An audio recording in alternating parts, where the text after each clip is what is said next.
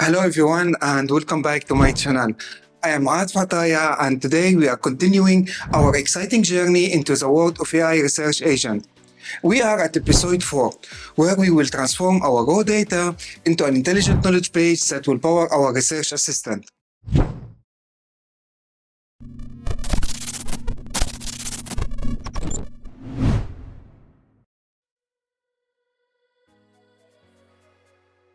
Before we start, let's recap what we have covered so far. In episode 1, we laid the foundation for our project.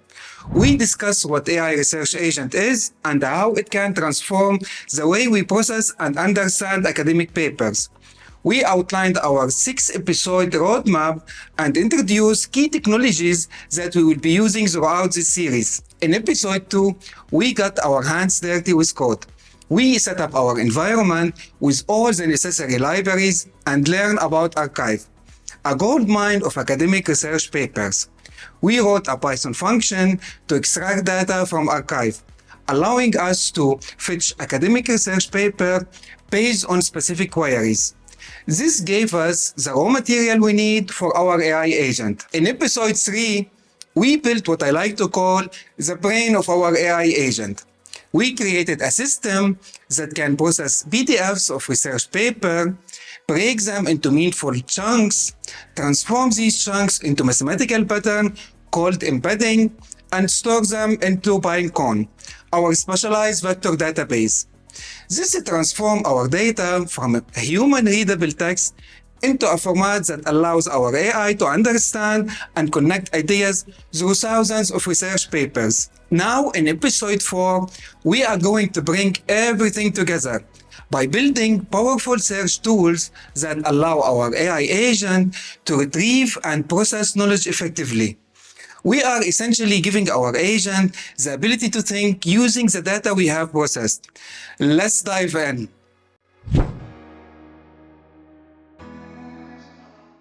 Today's episode is especially exciting because we are going to see our research agent start to take shape. We have collected our data, we have processed it, and now we are going to build the mechanism that allow our agent to access and leverage this knowledge. In today's episode, we will focus on creating 3 key components. First, we will implement specialized tools for our agent to access different sources of information, including our Pinecone vector database, the arXiv API, and Google search results through SerpAPI. Second, we will create a decision-making system using LangGraph that will intelligently choose which tools to use based on the user query. Finally, we will develop a report generation framework that will present the research finding in a clear, well-structured format.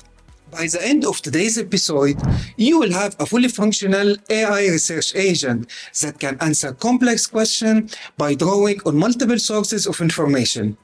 This is where our hard work starts to pay off, and I can't wait to show you the result.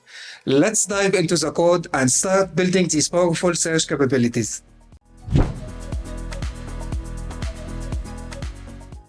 First, let's build a tool that allows our agent to fetch information from arXiv directly. This is incredibly valuable because it allows our agent to access up-to-date academic research paper abstract on demand. The great thing about this tool is that even if we haven't stored information about a particular academic research paper in our Pinecone database, our agent can still retrieve information by querying arXiv directly. Let me show you how to build this tool and then we will test it to make sure it works correctly. Let me show you how we can fetch information from arXiv. First, we need to import the request library. This is what allows us to make HTTP requests to websites from our Python code. Now we will set up a variable called arXiv_ID that contains the unique identifier for a specific research paper. In this case, I'm using 2502.20384, which is the ID for a paper I want to retrieve. Next, we use a request library to make a GET request to the arXiv website. See how I am using an f-string to build the URL. We are basically telling our code to visit arXiv followed by the paper ID we specified. When we execute this line, our code reaches out to arXiv server and download the web page for that paper. We store the response in a variable called res. Finally, with res.text, we are accessing the actual HTML content of the web page. This gives us the raw HTML as a string, which contain all the information about the paper, but it's not very readable yet because it includes all the HTML markup. Let's run the code cell now. Now that we have the HTML content of the arXiv page, we need to extract just the abstract of the paper. This is where regular expressions come in handy. First, we import the RE module, which is Python built-in regular expression library. Regular expressions are powerful patterns that help us search through text. Next, we are creating a pattern called abstract pattern that will specifically look for the abstract section in the HTML. Let me break down what this pattern is doing. We are looking for a block code element with the classes abstract and mass JAX. Inside that, we expect to find a span with the class descriptor containing the text abstract. What we really want is whatever text comes after this span, that's our abstract. The parentheses in the pattern create a capturing group that will grab just the abstract text. The RE flag is important because it allows our pattern to match across multiple lines, which is necessary since abstracts typically span several lines. Then we use the search method to look for this pattern in our HTML content. If we find a match, it gets stored in the re_match variable. Finally, we check if we found a match. If we did, we print just the content of the first capturing group, which is our abstract text, using group 1. If no match found, we simply print abstract not found. This technique of using regular expression to extract specific information from web pages is called web scraping, and it's incredibly useful when working with scientific literature or any structured data on the web. Let's run the code cell now, and we get the abstract. Now let's take what we have learned and package it into a reusable tool for our agent. First, we are importing the tool decorator from the langchain_core.tools module. This decorator will transform our function into a tool that our agent can use. We are also importing the same libraries we used earlier, request for making HTTP calls, and RE for regular expression. And we are defining our abstract pattern again, just like before. Now here's where it gets interesting. We define a function called fetch_arXiv and decorate it with add tool, giving it the name fetch_arXiv. This tells LangChain that this function is a tool our agent can call. Our function takes one parameter, the arXiv_id, which is the unique identifier for the paper we want to retrieve. Notice how we have added type hints here.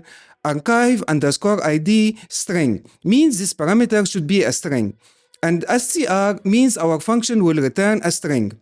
We have also added a detailed docstring that explains what the function does, what argument it takes, and what it returns. This is crucial because our agent will read this docstring to understand when and how to use this tool. Inside the function, we are doing exactly what we did earlier, making a GET request to the arXiv website for the specific paper, searching for the abstract pattern in the HTML, and returning either the abstract text or an error message if it's not found. The key difference is that now instead of printing the result, we are returning it. This allows our agent to capture the output and use it in its reasoning process. What we have done here is create a specialized tool that gives our agent the ability to access scientific papers from arXiv. This is just one of many tools we will create to expand our agent capabilities. Let's run the code cell and make sure everything is working fine. Now that we have created our fetch_arXiv tool, let's test it out to make sure it works correctly. First, I'm defining a variable called arXiv_id and assigning it the string of the paper. This is a unique identifier for a specific research paper we want to retrieve from arXiv. Next, we need to call our tool. But notice that we don't call it like a regular function. Instead, we use the .invoke method. This is because our function is now a LangChain tool, and tools are invoked rather than called directly. When we invoke the tool, we need to pass the parameters as dictionary. That's why I'm using input equal archive_id :archive_id. The key archive_id matches the parameter name in our function, and the value is the variable we defined above. After invoking the tool, it will execute all the code inside our function, make the HTTP request, extract the abstract, and return the result. We capture this result in the output variable. Finally, we print the output to see the abstract of the paper. This is just for our testing purposes when our agent uses this tool. It will work with the returned text directly rather than printing it. This pattern of defining a tool and invoking it is fundamental to how we will build our research agent. Each tool provides a specific capability, and the agent will decide when to invoke each one based on the user's query. Now that we have our archive fetch tool, let's expand our agent capabilities by implementing a web search tool. This will allow our agent to gather information from the broader internet, not just academic paper. For this, we will use SerpAPI, which provides a clean interface to Google search result. This tool will be especially useful for gathering general knowledge or recent information that might not be available in academic papers. Let me show you how to set up and use SerpAPI in our agent. Now let's move on to creating our second tool, one that will allow our agent to search the web using Google. This is crucial because it gives our agent access to up-to-date information from across the internet. First, we need to import some libraries. We are using .env to load environment variables, which is a secure way to store API keys. The load_.env and find.env functions help us locate and load variable from a .env file. Next, we import Google Search class from the SerpAPI library. SerpAPI is a service that allows us to make Google search queries. We also import OS for accessing environment variables and getPass, which lets us securely input password or API keys. Now let's set up our search parameter. We create a dictionary called SerpAPI_params with two key pieces of information: the search engine we want to use, which is Google, and our API key. Notice how we are getting the API key. We first try to retrieve it from the environment variable using os.getEnv. And if that fails, we prompt the user to enter it securely using getPass. This is a best practice for handling sensitive information like API keys. Next, we create a Google search object passing in our parameters along with the search query water and specifying we want 5 results with the num parameter. The double asterisk syntax SerpAPI_params is a Python feature that unpacks our dictionary into the larger dictionary. After performing the search, we extract just the organic result from the response using get_dict followed by get. This gives us a list of result items. Finally, we format these results into a readable string. We are using a list comprehension to extract the title, snippet, and link from each result, joining them with new lines, and then joining all the result with a separator line. When we print the formatted result, we get a clean, readable output of the top 5 Google search result for water. Let's run the code cell now. We hit an error here. This is actually a common issue when working with external libraries. The error message module not found error, no module named SerpAPI, tell us that Python cannot find the SerpAPI library that we are trying to import. Before we can use any external library, we need to install it first. For SerpAPI, we need to run a pip install command in our terminal or notebook. Let's fix this by installing the required package. You would typically run this command -q. Let's run the code cell. This might seem confusing because we are importing SerpAPI but installing Google search results. That's because the actual package name is Google search result, but it provides the SerpAPI module. Let's run the code cell again, and we get the result. This will be incredibly useful for our agent to find relevant information based on user queries. Now that we have installed the SerpAPI library, let's package our Google search functionality into a tool that our agent can use, just like we did with the arXiv tool. First, we import the Google search class from the SerpAPI module that we just installed. Next, we define our web search function and decorate it with add tool, giving it the name web_search. This transforms our function into a tool that our agent can call when it needs to search the web. Our function takes one parameter, query, which is the search term the agent wants to look up. Notice the type hints again. Query should be string, means this parameter should be a string, and the function will return a string as well. The duck string is crucial because here it tells our agent what this tool does and when to use it. We explain that it finds general knowledge information using Google search, what arguments it needs, and what it returns. Inside the function, we create a Google search object, passing in our previously defined SerpAPI_params along with the query and limiting the result to 5. Then we extract and format the result just like we did before, joining them into a readable string. Finally, we return either the formatted results or no results found message if the search didn't yield any result. Let's run the code cell now. To test our tool, we invoke it with the query water on Mars. Notice we are using the same .invoke method pattern, passing parameters as the dictionary with the key matching our function parameter name. When we run this code, our tool will make a Google search for waters on Mars, format the top 5 results, and print them out. This gives our agents the ability to find up-to-date information about virtually any topic a user might ask about. This web search capability complements our arXiv tool nicely. The arXiv tool helps with the specific scientific papers, while the web search tool provides broader general knowledge. Together, they give our agent a much richer set of information sources to work with. Now we are going to implement the most important search capability, the ability to search our Pinecone vector database through natural language query. This is what makes our agent truly intelligent. It understands the meaning behind the query and retrieves relevant information even if the query contains words different than those in the academic research paper. This approach is called Retrieval-Augmented Generation, or RAG, and it is at the heart of modern AI research assistant. Let me show you how to implement these RAG tools for our AI agent. Now we are moving into the third component of our system, Retrieval-Augmented Generation, or RAG.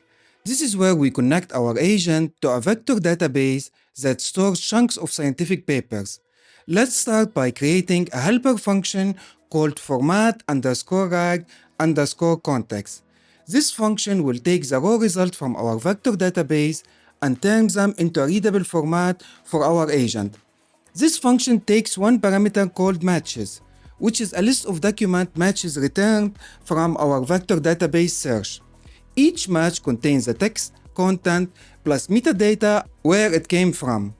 Inside the function, we first create an empty list called formatted_results that will store our formatted strings. Then we loop through each match in the list and extract the important metadata. For each match, we create a formatted string that includes the title of the paper, the specific chunk or passage that matches the query, and the arXiv ID of the paper. Notice how we are using f-string again. They are really handy for creating formatted text with variable embedded directly in the string. After formatting each match, we append it to our results list. Once we have processed all matches, we join them together with a separator line to create one big string that contains all our formatted results. This function is important because it transforms raw database results into a format that's both human readable and useful for our large language model to process. When our agent retrieves information from the vector database, it will use this function to format the result before analyzing them. RAG is powerful because it allows our agent to access specific information from a large corpus of documents without having to memorize everything. It's like giving our agent the ability to quickly look up relevant information in a specialized library. Let's run the code cell now. Now let's create our first RAG search tool. This one will allow our agent to search for information within a specific paper in our vector database. First, we import the add tool decorator from langchain_core.tools, just like we did for our previous tools. Notice that this time we are not specifying a name for the tool. When we don't provide a name, LangChain will use the function name as the tool name. We define a function called rag_search_filter that takes two parameters: query, which is the natural language question we want to answer, and arXiv_ID, which is the specific archive paper we want to search within. The doc string explains that this tool finds information from our archive database using a natural language query, but limits the search to a specific paper.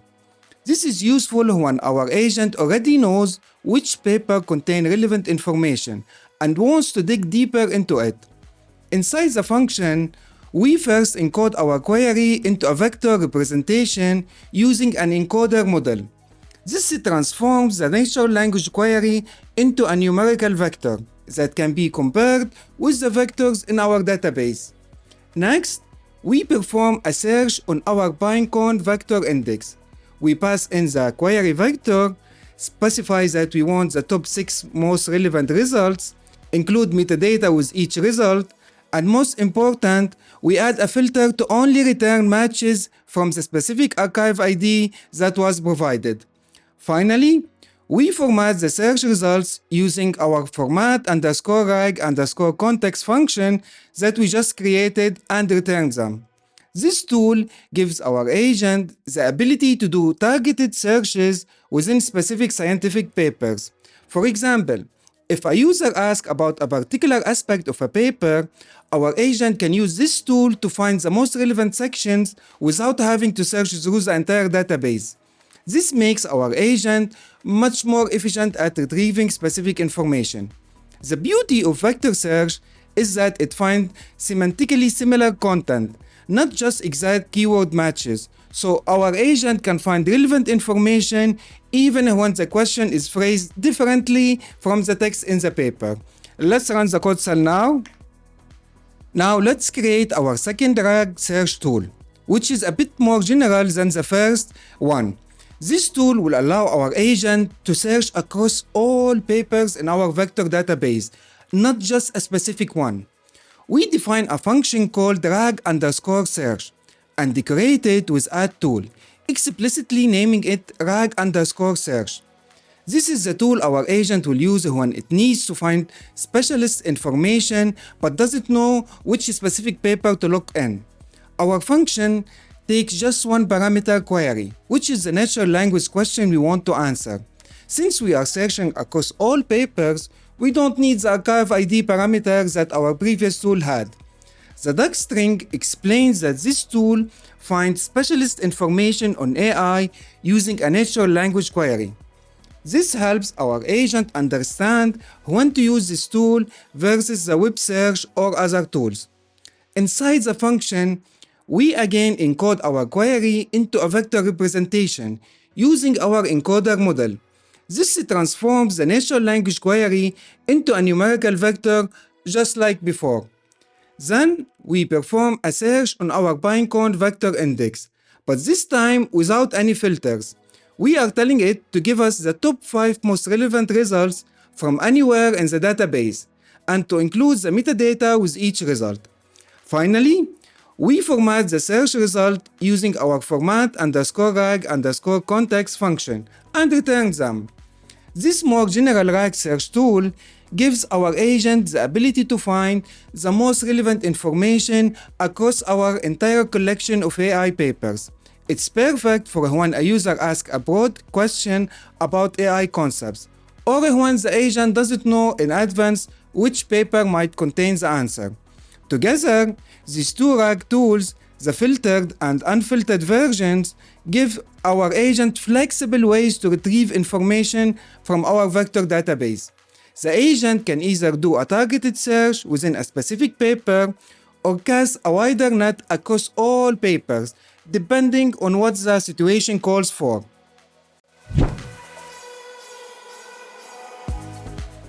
Now that we have built tools to gather information from multiple sources, we need a way to compile this information into a coherent, well-structured research report. That's where our final answer generation tool comes in. This tool takes various components of research report, including introduction, research steps, main body, conclusion, and sources, and it formats them into a polished final report.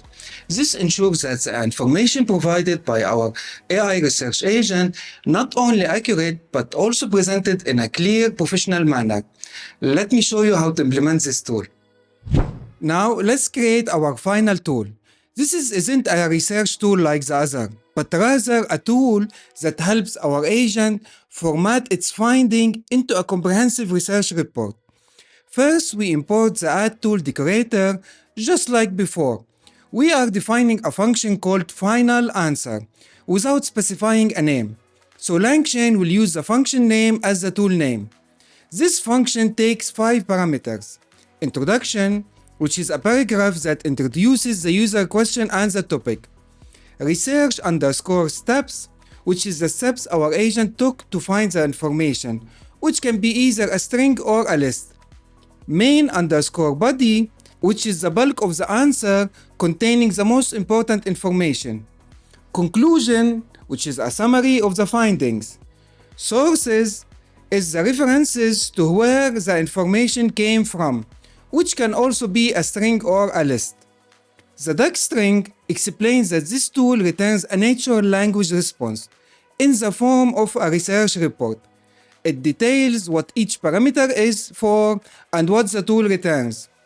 Inside the function, we first check if research steps is a list.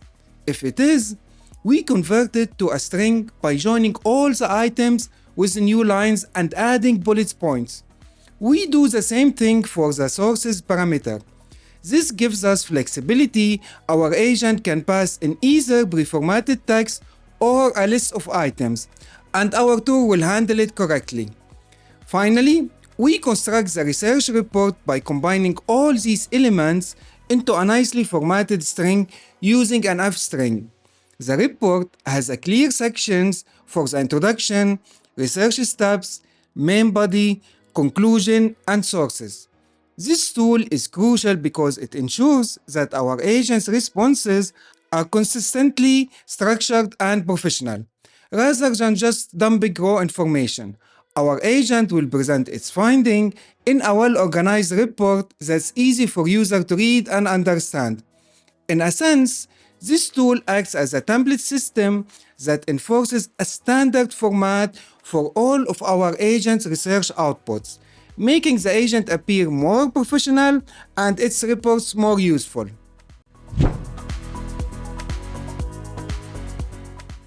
Now we have built our tools, we need to build the brain of our research agent, which is the large language model that will decide which tool to use and when to use it. We call this component the Navigator because it is the intelligent decision making at the heart of our system. The Navigator will take the user query, decide which tool to use, and then compile this information into a final coherent answer. Let me show you how to build the Navigator using OpenAI's powerful GPT-4o model. Now we are going to create what I'm calling the Navigator, the intelligent decision making at the heart of our research agent. This is the component that will decide which tool to use based on the user query. First, we import two key classes from langchain_core.prompt, chat prompt template and message placeholder. These will help us structure the conversation between the user and our agent. Next, we define a system prompt. This is a critical part of our system because it tells the LLM how to behave and what it is role. Our system prompt establishes that the model is the navigator, the great AI decision maker, and explain its job to decide which tools to use based on the user query. The system prompt also includes some important rules Don't use the same tool with the same query more than once, and don't use any tool more than twice. This prevents our agent from getting stuck in loops or relying too heavily on a single tool. We also instruct the navigator to collect information from diverse sources before providing an answer. And once it has enough information, to use the final underscore answer tool we just created. After defining the system prompt, we create a chat prompt template that structures the entire conversation. This template includes 4 components. First, the system prompt that defines the navigator's role. Second, a message placeholder for a chat history, which allow our agent to remember previous interactions. Third, the user's input, which get inserted dynamically. And finally, the assistant scratchpad, which track which tools has been used and what information has been gathered. This template creates a structured conversation flow that guides the large language model in how to process user queries and decide which tools to use. The navigator will read this prompt, understand its role, examine the user's query and the current state of research, and make intelligent decisions about what to do next. This approach gives our agent a clear understanding of its purpose and constraint, helping it make better decisions about how to gather and synthesize information for the user. Now we are ready to initialize our Navigator large language model and connect all the pieces together. This is where everything comes together to create our intelligent research agent. First, we import the necessary classes from the LangChain libraries. We need tool call and tool message for handling tool interactions, and chat OpenAI for creating our language model. Then we initialize our language model using OpenAI's GPT-4o, which is a powerful model with strong reasoning capabilities. We are retrieving the API key from environment variables, which is a secure way to handle sensitive information. Notice that we set the temperature to 0. This means our model will be very focused and deterministic, minimizing randomness in its outputs. This is important for a research agent that needs to be reliable. Next, we define the list of tools available to our navigator. These are all the tools we have created so far: the 2-rank search tools, the archive fetching tool, and the web search tool, and the final answer formatting tool.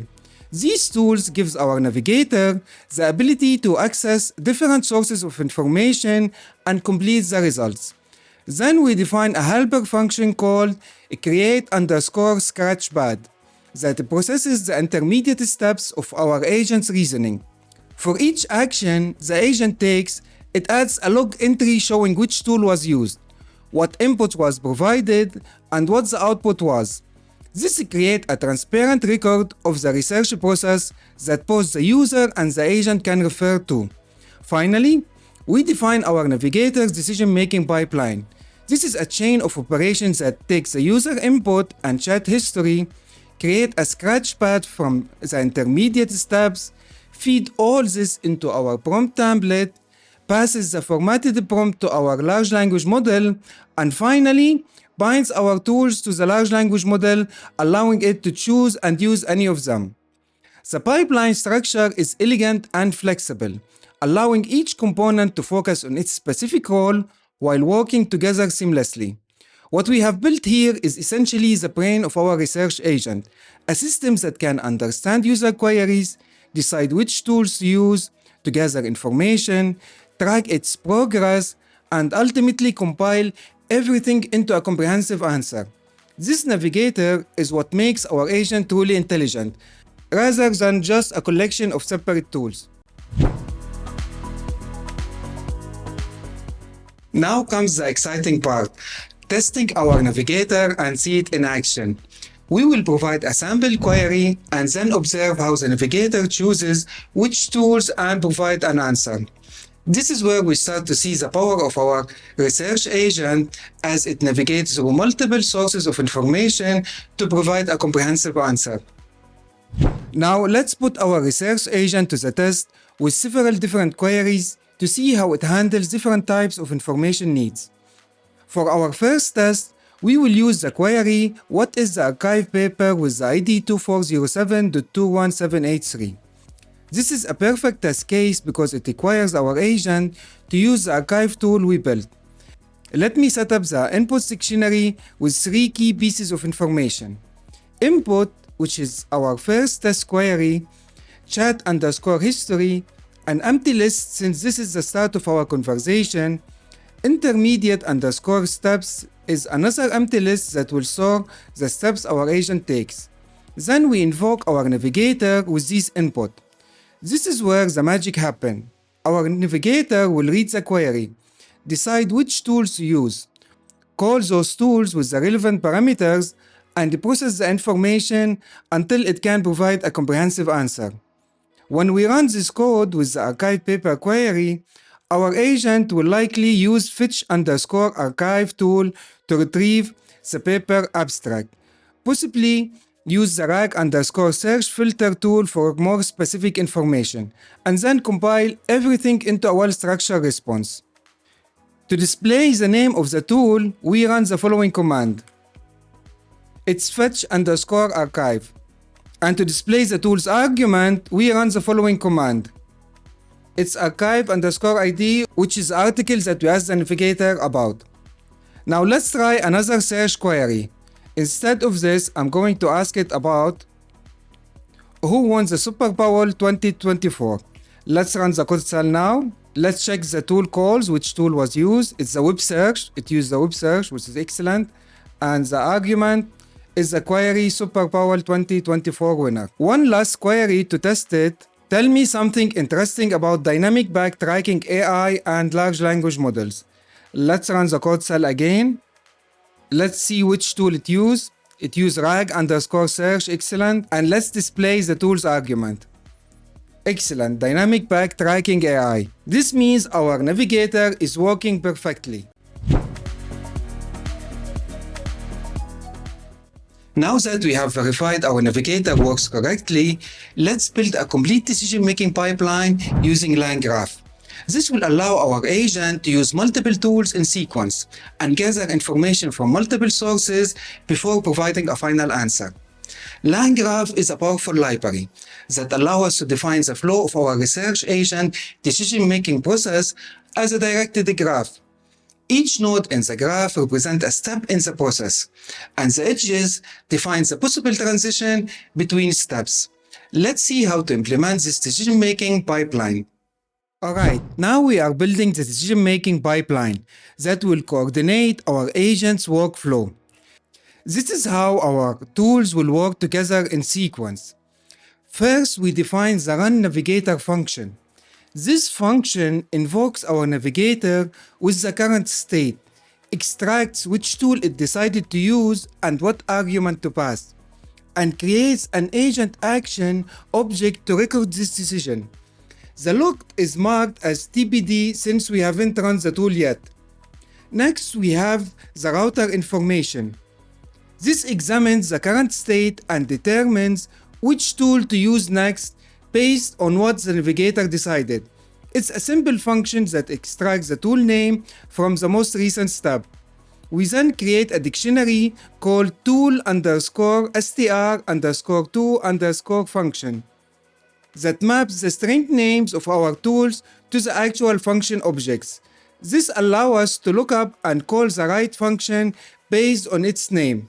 Finally, we define the run tool function. This takes the current state, extract which tool to use and what arguments to provide. Call that tool with those arguments and create a new agent action with the tool's output recorded in the log. Together, these functions create a pipeline where our navigator decided what to do. The router ensures the right tool is selected, and run tool executes that tool and captures its output. This cycle repeats until our agent has gathered enough information to provide a final answer. This approach gives us a flexible workflow that can adapt to different types of queries by selecting and combining tools in the most appropriate way. Now let's define the structure of our agent state using type dict. This gives us type safety and makes our code more robust. We are importing typedict, annotated, and list from typing module to create strongly typed structures. We are also importing agent action and base message from the LangChain_core libraries, which we will use to track our agent's actions and conversation history. The agent static class defines exactly what information our agent needs to keep track of. First, input, which is the user query as a string. Second, chat history, which is a list of messages exchanged between the user and the agent. And finally, intermediate steps. This tracks the sequence of tools used and their outputs. Notice the special annotated type of intermediate steps. This uses operator.add to specify that these steps should be combined when the state is updated. This allows our state to accumulate the result of multiple tool calls. This structure ensures that all parts of our system have a consistent understanding of what the agent knows at a given time. It's like creating a standardized format for the agent's memory, making it easier to update and access information throughout the research process.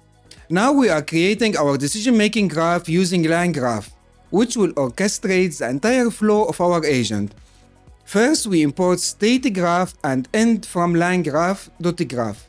State graph will help us build a flowchart-like structure for our agent's decision process. We initialize a new state graph using our agent state type, ensuring type safety throughout the workflow. Next, we add nodes to our graph. Each node represents a function that our agent can execute. Navigator node will run our Navigator LLM to decide which tool to use. We also add nodes for each of our tools: RAG_search_filter, RAG search, fetch archive, web search, and final answer. We set Navigator as our entry point. This is where execution always begins. Then we add conditional edges using the router function. This tells the graph where to go next based on the Navigator decision. For each tool except final answer, we add an edge back to the Navigator. This creates a loop where after using a tool, the agent returns to the Navigator to decide what to do next. Finally, we add an edge from the final answer to end, which tells the graph to terminate execution once the final answer is generated. The last step is compiling our graph into a runnable object that we can execute with user queries. This graph structure gives our agent a clear workflow: decide which tool to use the tool, evaluate the result, and either gather more information or provide a final answer. It's like creating a flowchart for our agent to follow when researching any topic. Let's visualize our decision-making graph to better understand the workflow we have created. We are importing image and display from ipython.display, which are tools that help us show images in our notebook. With this single line of code, we are generating and displaying a visual representation of our agent's workflow graph. The runnable.getGraph method retrieves our graph structure, and raw mermaid PNG converted into a PNG image using the mermaid diagramming format. When we run this code, we will see a flowchart that shows exactly how our agent makes decisions. The diagram displays our Navigator as the starting point, each tool as a separate node, arrows showing how information flows between components, the conditional paths that determine which tool gets used when. This visualization is incredibly helpful for understanding how all the pieces fit together. It shows how the Navigator directs traffic to different tools, how those tools feed information back to the Navigator, and how eventually the final answer tool produces our output. Visualizing complex systems like this is a best practice in AI development.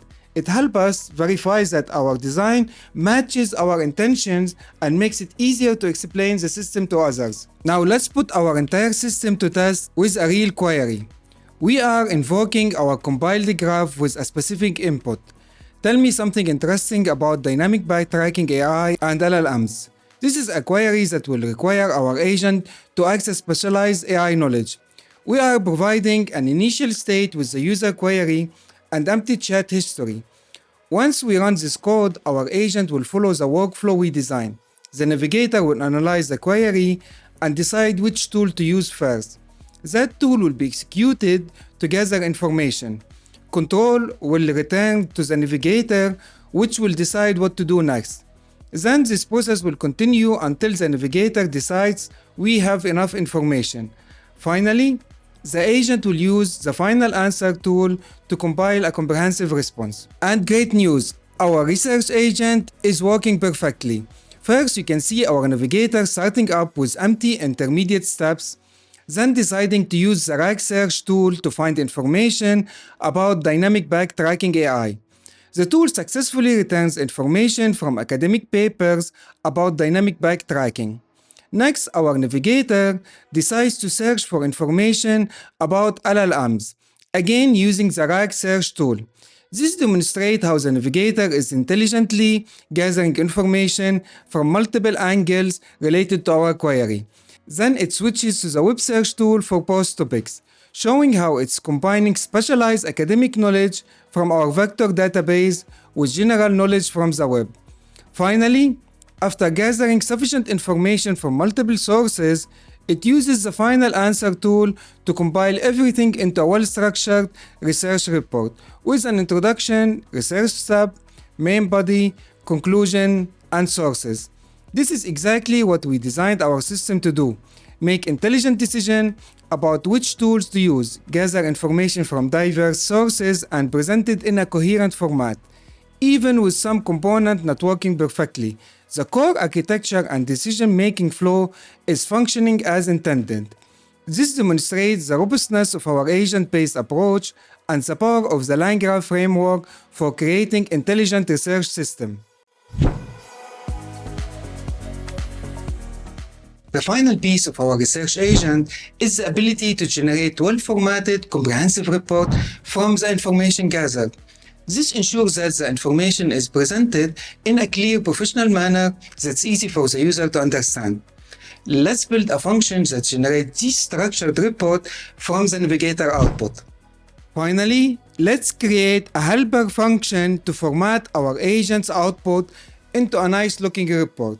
This function takes the dictionary output from our agent and transforms it into a readable document with clear sections. First, we check if research step is provided as a list. If it is, we convert it to a string with bullet points. We do the same for sources. This gives our agent flexibility to provide this section in either format. Then we use an f-string to create a well-formatted report with clear section headers: introduction, research steps, report, conclusion, and sources.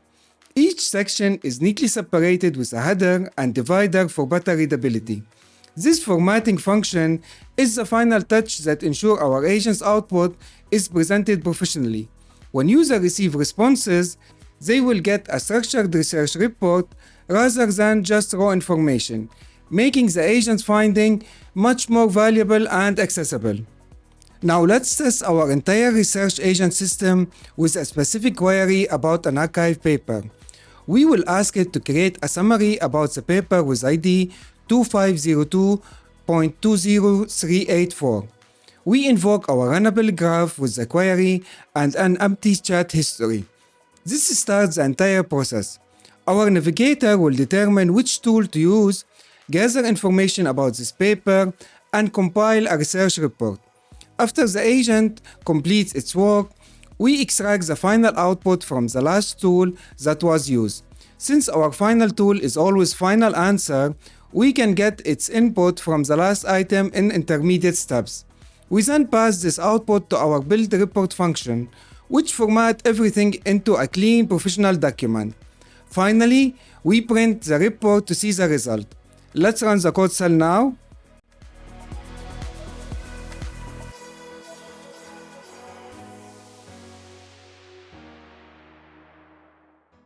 And amazing! Our agent runs successfully. The printed output shows us the introduction, research steps, main body, conclusion, and sources, all neatly formatted in sections. This demonstrates the complete workflow of our research agent, from receiving a query all the way to producing a well-structured report. Users can now ask about specific papers and receive comprehensive, readable summaries without having to do the research themselves. And there you have it.